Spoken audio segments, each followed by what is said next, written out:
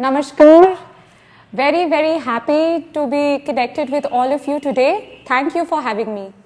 Many people mistakenly believe the civil services just to be the Indian administrative service. However, civil services, generally speaking, is being part of the overall administration, the overall governance of the country. So, apart from the Indian administrative services, we have other services also, such as the Indian police services, the forest services, the foreign services, the revenue services, among many other services. Now, you speak about a beginner.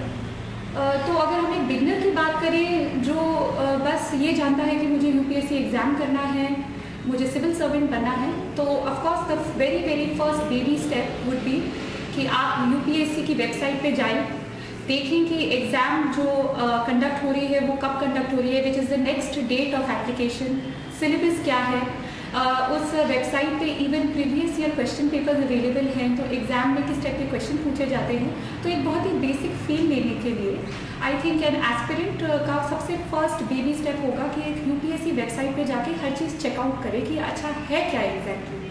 और काफ़ी लोग बात तो करते हैं कि हमें UPSC exam देना है, बट मैंने बहुत एस्पिरेंट्स को देखा है कि वो इवन सिलेबस बहुत बारीकी से नहीं पढ़ते।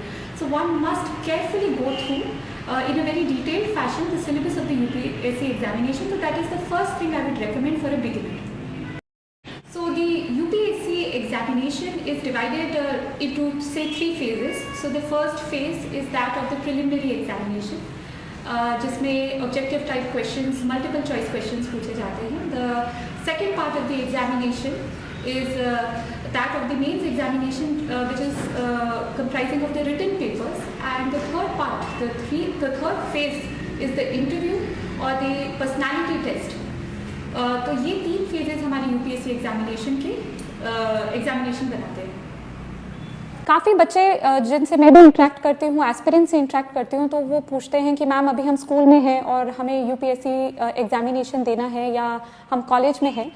सो अगर किसी स्टूडेंट ने अभी से सोच लिया है कि वो यूपीएससी एग्जामिनेशन देकर सिविल सर्विसेज में आना चाहते हैं, तो that's a very good start, क्योंकि स्कूल टाइम से ही जो स्पेशली हमारी 10th, 11th, 12th की जो एनसीईआरटीज होती है सारे स्ट्रीम्स की,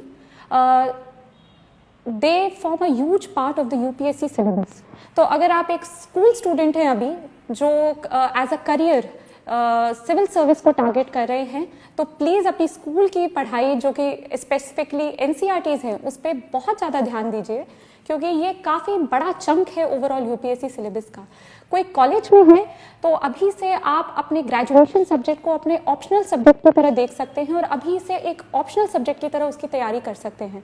तो अपार्ट फ्रॉम आप एनसीईआरटीज पढ़ लें स्कूल के या ऑप्शनल अपने ग्रेजुएशन सब्जेक्ट को एज एन ऑप्शनल सब्जेक्ट की प्लानिंग कर लें, so that will overall help you for the examination जब भी आप उसे देना चाहें। हम अगर वर्किंग प्रोफेशनल्स की बात करें तो ये चाहे कोई वर्किंग प्रोफेशनल हो या एक स्कूल स्टूडेंट हो या कॉलेज स्टूडेंट हो, अगर यूपीएससी की परीक्षा दे रहा हो तो ओवरऑल एक एवरीडे बेसिस पे 7 to 8 आवर्स की स्टडी रखती है। तो एक वर्किंग प्रोफेशनल को अपने अपार्ट फ्रॉम हिज और हर वर्किंग शेड्यूल वो टाइम फ्रेम निकालना पड़ेगा फॉर द स्टडीज़। अब हम अगर स्पेसिफिकली बात करें तो प्रिस्क्राइब्ड बुक लिस्ट, सो कौन कौन सी किताबें पढ़ी जाती हैं यूपीएससी एग्जामिनेशन के लिए, इसको मैं और अन्य बहुत सारे IAS officers, IPS officers, civil servants जो सिलेक्ट हो चुके हैं, उन्होंने एक एक्सटेंसिव लिस्ट ऑलरेडी दी हुई है जो आप इंटरनेट पे सर्च करें तो मिलेगी, तो मैं उस पर बात नहीं करना चाहूँगी। मैं बात करना चाहूँगी कि जब आपके पास वो प्रिस्क्राइब्ड बुक लिस्ट हो तब आपकी स्ट्रैटेजी क्या रहे।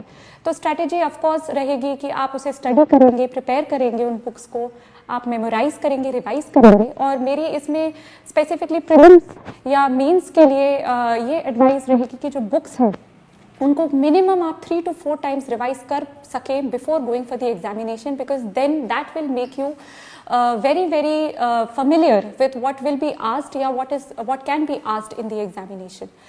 दूसरी चीज़ जो प्रीलिम्स और मेंस दोनों के लिए वर्क करेगी वो है practising previous year question papers.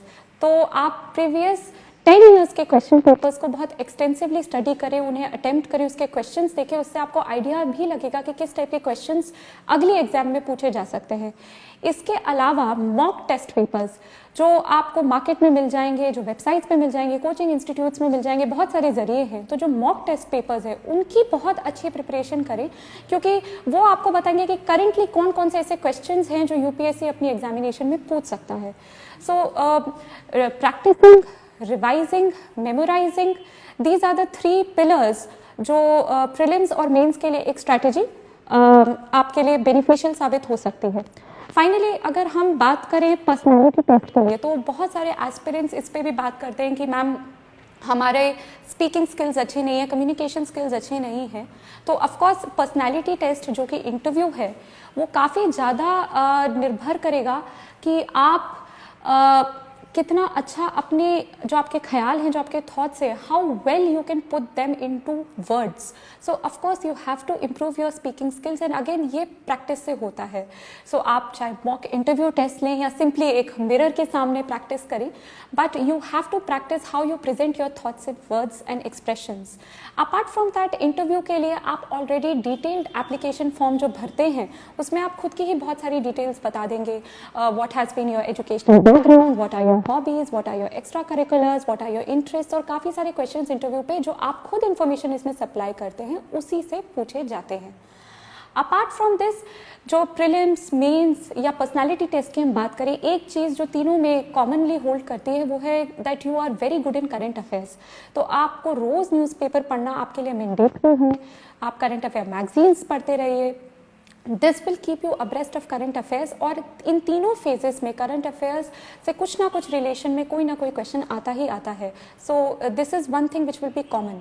And अगर हम फिर से जनरल टिप्स की बात करें तो जैसे ये 3 फेजेस हैं, इन 3 फेजेस को निकालने में ही लगभग 1 साल लग जाता है। तो of course a lot of patience is required, hard work तो ऑफकोर्स आप देख सकते हैं कि 7 से 8 घंटे तो लग ही जाते हैं इतना वाइड सिलेबस कवर करने के लिए, बार बार उन चीज़ों को रिवाइज करने के लिए, क्वेश्चंस प्रैक्टिस करने के लिए, और जो मैंने पहले भी मेंशन किया current affairs. So this will give you a wholesome preparation for the comprehensive preparation for the examination.